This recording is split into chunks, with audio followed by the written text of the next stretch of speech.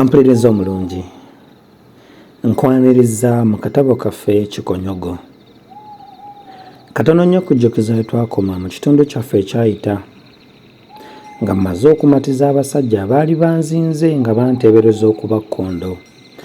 Bwe ntyo nga mmaze okubakakasa nti nali bw'omu era nga saayina kabi konna, nasaba bo beerondemu abantu 6 abaali bakyabuusabuusa ebigambo byange njolekere nabo eri ewummuluka abamalemu akakunkuna. Nga bamaze okukakasa nti bye nali njogera byali bya mazima, bwe ntyo nabaleka bo ne bakwata ekkubo okudda gye baali bavudde, ne nteesa n'owummuluka abeere ng'ayolekera ku mwalo gw'Ekigaya, nange bwe ntyo ne njolekera ku poliisi e Kawolo okunnyonnyola Mwami Harris bye nali ndabye n'ebyali bituusewo. Bwe tutyo twali tumaze okusitula era ng'amaze okunondera abasajja abawerera ddala 4 ne twambala ebyambalo by'ekisirikale ne twolekera ku mwalo gw'Ekigaya. Nkwaniriza mu kitundu kyaffe ekyokusatu eky'essuula eriyo abazigu abandi. Twagenda okwekkata ku mwalo Ekigaya ng'abantu abali awo ow'enjogera mbi abayita Binyinyi. Ow'omuluka bwe yala yaggwanga mu ggye, ab'ebule n'ebweya ne beesomba.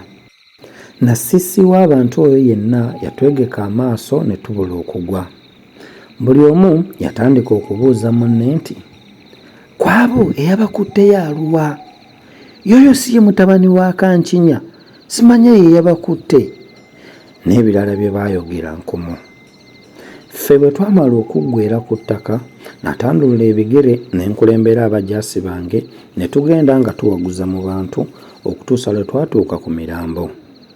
Ow'enjota gwe twali tuzze naye yatandika okuwandiika bye yalaba awo, bye yambuuza ne bye yabuuza ow'omuluka. Kyokka buli lwe yabuuzanga ow'omuluka nga nze ntaputa, kubanga ow'enjota yali amanyi Kinyaanyimbe kyokka. Bwe yamala okuwandiika n'atandika okwekebejja omulambo gwa waddanga ogwali gugudde obugazi ng'ettaba ly'omusaayi liri wansi waagwo. Bwe yecca n'alyoka ambuuza nti, "Ono gwe wakubye?" Ko nze nti, "Ye ddala y'oyo." Bwe yavaawo n'agenda ku guli ogwali mu kkutiya. Wamma ggwe ebyembi bisekerwa. Twatunuulira omulambo gw'omusajja omukulu nga gusembekeddwa mu kkutiya, enviiri ne zituva ku mitwe. Ogwo nagwo teyagubandaalako, n'akyukira bali abalamu be nali nsibidde mu mmotoka, anti nga bali omwo batunula entunujju. Bwe namala okumuggulira oluggi lwa mmotoka, yatandika okubawa obubuuzi obuwerako ate nga bw'awandiika bye baayanukulanga. Nze nno ebyo saabirinda, ne nziza ow'omuluka ku bbali ne mubuuza ebifa ku Kawaganya. Musajja wa Katonda teyali mubi, n'ammalirayo buli ky'amanyi ku Kawaganya. Yantegeeza nti Kawaganya yali mutabani wa Kikukuyu e Kaabubiro era nti omwo mu maka ga kitaawe mwabeera. Bwe namubuuza oba waaliwo essuubi nti Kawaganya ayinza okumanya ebifa ku mmundu eyatta Lukido, ow'omuluka yaŋŋamba nti yali tayinza kukikakasa, ate n'ayongera okuntegeeza nti tekyali kyangu okukimanya olw'okuba nti Kawaganya yali muntu wa mmizi ate ow'ekinninni atayinza kubaako gwabulira kintu ekyenkula ng'eyo. Nali nkyayongera okumubuuza, naye Olimooli y'oli ow'enjota n'ampenya okugenda gy'ali. Twali twawukana n'ow'omuluka ne mmukuutira obutava awaka we olunaku olwo lwonna, si kulwa nga ŋŋenda ewuwe ne simusangayo. Bwe natuuka awali Olimooli n'aŋŋamba mu kituku nti, "Omaliriza by'okola tugende?" Ko nze nti, "Twejjewo."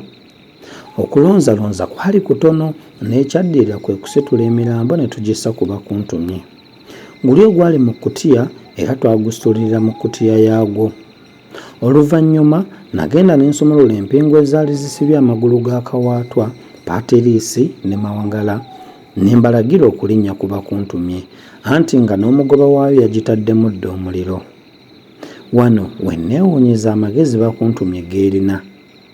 Bwe yalaba nti abasibe abaali bagirinnyako bakankana, n'ebagamba nti, "Kakata, kakata, kakata, kakata, kakata."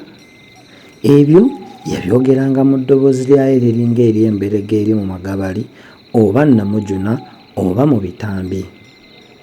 Nze bwe namala okusimbula mmotoka eri abasibe mwe baatwalira omulambo ne bakuntumye n'esimbula.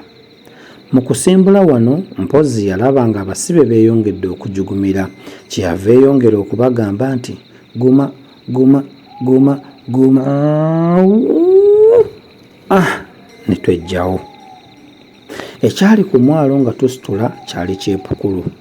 Eŋŋanda z'abasibe zaali mu kyobeera eky'ensusso ate nga baganda ba waddanga baali bakuba ebiwoobe ebiyinza n'okuzuukiza abaali embedde olw'ekaganga. Leero nkugambye ng'entiisa eri wali terojjeka anti nga walinga ettambiro.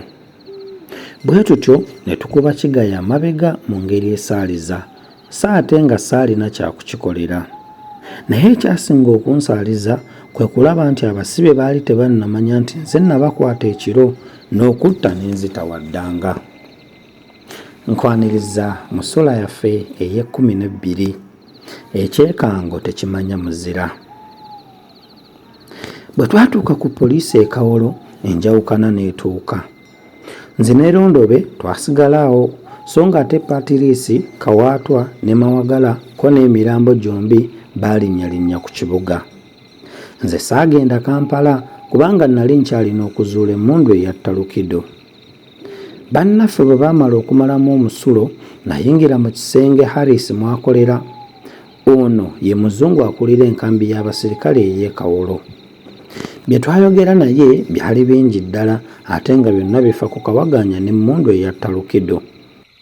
Nali mutegeeza ku magezi ge nali nzudde nga ge gasobola okwogeza Kawaganya ebifa ku mmundu. Byonna bye namunnyonnyola ne bye namusaba yabikkiriza n'essanyu. Olwo ne tulindirira essaawa ey'okubikoleramu ye kawungeezi. Mu ssaawa ezo ez'emisana kye nakola kwe kwewungulako nga bwe nninda obudde okuziba. Olwakwata mmotoka yange ne mpagirira okugenda ewange mu mabira. Ow'ebukeerere Mulo yali andi bubi nga njagala ŋŋende eyo mpunguleko. Anti okuviira ddala ku lunaku lwokubiri we lwatandikira nali seebakangako n'okutuusiza ddala ku olwo mu makya g'olwokusatu. Mmotoka yange okuva lwe yali emanyi ennyo okunyaama emisinde newankubadde yali egoomyegoomye ne ndabirwamu nga temuli akataayi okugenda okusala ekkubo nga ndi mutaka mu mabira. Naalongo namusanga ku mpangi. Bwe yandabako n'ajaganya nampembejja ne yeebuga nadda muno nadda muli engalangatana bbiri ng'ekyemisana kiri mu ddiiro. Yafumba nno omuwombo ogw'abantu 10 lyokka nga bw'obeera erudda obula butalaba munno atudde erudda w'olujjuliro. Ndowooza bwe yawulira nsinde omutema mpola n'alowooza nti nnaalya muwumbo, naye anti baalugera dda nti sebukoko buto bukunga kye bunaamalawo. Omuwumbo gw'emmere gwonna twagufenkanya ne tuguwa nnyini obunnyo n'eyembwa baatulaga ndage. Olwamala okulya ekyemisana ne ntandika okugandaalako. Nagenda okudda engulu ng'enkoko ziyingira. Bwe nazuukuka ne nnaabako mu maaso ne neegololamu enfunda nga ziizo. Nali nkyesabika ebizibaawo byange. Naalongo n'aleeta ebbinika y'olwejje. Ye nno ku lwejje namirako enkambi mmeka. Namirako 2 ziti ne ndekera awo kubanga obudde bwali buyise nnyo. Ne Naalongo saamulinda kutegula bikompe mu ddumbiizi ne nkwata mmotoka yange enkyama mirongo ne byolera. Nagenda okwessa e Kawolo nga Harris yalinze dda anti twali tulagaanye kusisinkana nga tennawereemu n'ekitundu. We twayogerera ne Harris mu ssaawa ez'enkya namusaba nfunira abasirikale 5 okuva mu nkambi ye. Ku abo alabireko n'abantu abalala 10 abambaza ebyambalo eby'ekisirikale. Bwe navaawo ne musaba nfunira emmundu ennene 5 ne basitoola 2 ate alyoka ntegekere bakuntumye n'omugoba waayo. Ebyo ng'abimaze namusaba naye okwetegeka nsobole okugenda naye gye nalindaga. Bwe natuuka e Kawolo nasanga byonna biri kayige nga nze nsigalidde okwekapika. Bwe namala okwesabika ne ndyoka ndagira abawanvu n'abampi be yali ayungudde ne balinnya ku bakuntumye. Nze ne Harris twagendera mu mmotoka yange. naye twali tetunnasimbula nasooka kubafalaasira ebiragiro bye baali bagenda okukolerako nga tutuuse. Byali bwe biti. Ampuliriza omulungi, olwakadde akatutwala akayirigombe, nzikiriza tukome wano olwaleero. Tujja kutandikira awo tumanye biki ebyaddirira nga tukutte ekkubo okwolekera ewa Kawaganya.